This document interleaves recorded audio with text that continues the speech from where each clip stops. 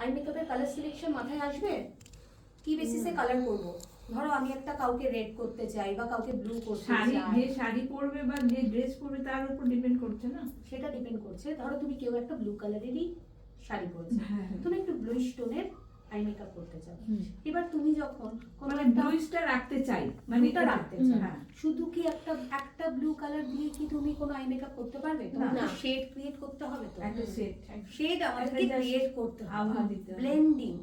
ব্লেন্ডিংটা যে করব, একটা কালারে কিন্তু আই মেকআপ হয় না, হয় না। মিনিমাম 4-5টা কালার দিয়ে যদি তুমি সুন্দর করে ব্লেন্ড করো তাহলে একটা মানে শেড শেড আসে, আসবে, একটা ভালো শেড মানে shade রিফ্লেকশন আসে। হুম। রিফ্লেকশনটা কি রকম ভাবে ক্রিয়েট করবে? ওয়ার্ম টোন আর কুল টোনে ডিভাইড করে নেবে। আচ্ছা। ওয়ার্ম টোন হচ্ছে রেড থেকে ইয়েলো, অরেঞ্জ, পিঙ্ক, মানে এই শেডে এই রেড ধরনের শেড, হুম হুম সেটা থেকে তুমি ব্লেন্ড করতে পারো। ধরো সাপোজ একটা রেড দিয়েছো, রেডের সাথে তুমি কোন কালার শেড ব্লেন্ড করতে পারো? রেডের সাথে অরেঞ্জ, রেডের সাথে ইয়েলো, আচ্ছা, চোখে যেটা blend করবো তার বোঝাতে সঙ্গে পারছি? বুঝতে পারবো। হ্যাঁ। শেড গুলো রেডের সাথে ব্রাউনও যাবে তো, রেডের সাথে ব্রাউন, brown। এগুলো সব তোমার ওয়ার্ম শেডে Warm আছে। warm shade। আমি বোঝাতে পারলাম? সিম্পল হ্যাঁ। ওয়েতে বুঝবে। হুম। মানে যখনই আমি একটা আই মেকআপ করবো, আমাকে শেডটাকে মাথায় রাখতে হবে যে আমি রেডটাকে কোন কোন শেডের সাথে ব্লেন্ড করতে পারি। তার মানে সব ওয়ার্ম টোনের শেড। ওয়ার্ম টোনের শেড মিন্স রেডের ওয়ার্ম টোনে আইসের সাথে ব্লেন্ড করতে পারবো। এবার তুমি ধরো ব্লু শেডে যেতে চাইছো বা একটা গ্রিন আই মেকআপ করতে চাইছো বা ব্লু আই মেকআপ করতে চাইছো, তখন কি তুমি হুট করে রেডের সাথে ওটা তুমি কুল পারবে? চলে গেল।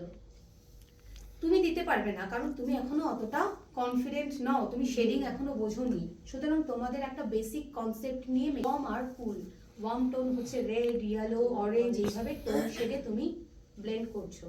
আর ফুল টোনে মানে তুমি ধরো ব্লু মেকআপ করলে ব্লুর সাথে তুমি কোন কোন কালার অ্যাড করতে পারো বলো? ব্লুর সাথে ব্লুর একটু সাথে ব্ল্যাক, green। গ্রিন। তুমি একটা কথা মনে রাখবে, প্রাইমারি আর সেকেন্ডারি কালার তো। হুম। প্রাইমারি কালার কি কি? Primary colour red, white, green, red, green, blue, yellow. Yellow. এই কটা হচ্ছে আমাদের প্রাইমারি কালার। হুম। এই কালার গুলো মিক্স করে আমরা কালার ক্রিয়েট করি তো। তার মানে আমরা গ্রিন কালারে যখন শেড ক্রিয়েট করব, আই মেকআপ করব, তাহলে আমাকে জানতে হবে গ্রিন কোন কোন কালার মিক্স করে হয় প্রাইমারি। ব্লু আর ইয়েলো মিক্স করলে হয়ে যায় গ্রিন কালার, তাই তো? ব্লু তোমার কাছে গ্রিন কালার নেই, তুমি ব্লু আর ইয়েলো। ইয়েলো মিক্স করবে, তোমার গ্রিন কালার করব। তাহলে তো Blue- কুল টোন আর ওয়ার্ম টোন একসাথে মিশানো হয়ে যাচ্ছে, মানে কিছুটা তোমাকে প্রাইমারি আর সেকেন্ডারিটাকেও মাথায় রাখতে হবে যে আমার প্রাইমারি কালার কি, আমার সেকেন্ডারি কালার কি। আচ্ছা। যখন যেটা শেড আমি ক্রিয়েট করব, তাহলে আমি ভাববো ওই কালারটা কোন কোন কালার দিয়ে তৈরি করা যায়। আর যদি কালার থাকে তাহলে তৈরি করার কোনো ব্যাপার থাকবে না। কালার থাকলে তৈরি করার ব্যাপার নেই, কিন্তু তুমি যখন গ্রিনটার সাথে কোন কালার মিক্স করতে পারবে? তোমার তো গ্রিন একটাই আছে, কিন্তু তুমি শেড ক্রিয়েট করবে কি দিয়ে? ব্লু দিয়ে, light green, dark green, yellow, এই টোনগুলো দিয়ে তুমি গ্রিন shade কালার করতে create পারো। অন্য Yellow- করে রেড দিতে পারো না তুমি, তাহলে দেখতে বাজে লাগবে। তাহলে ইয়েলোটা কি মানে সব শেডের সাথে সব হালকা শেডের সাথেই একটু তুমি মেশাতে হালকা হবে? হালকা মিক্স করতে পারো। ইয়েলোটা হচ্ছে ওয়ার্ম টোনের, দেখো না ওই যে হাইলাইট, হ্যাঁ, হ্যাঁ, হ্যাঁ, হ্যাঁ। ইয়েলোটা আমরা বোথ পারপাসে ইউজ করতে পারি। আচ্ছা।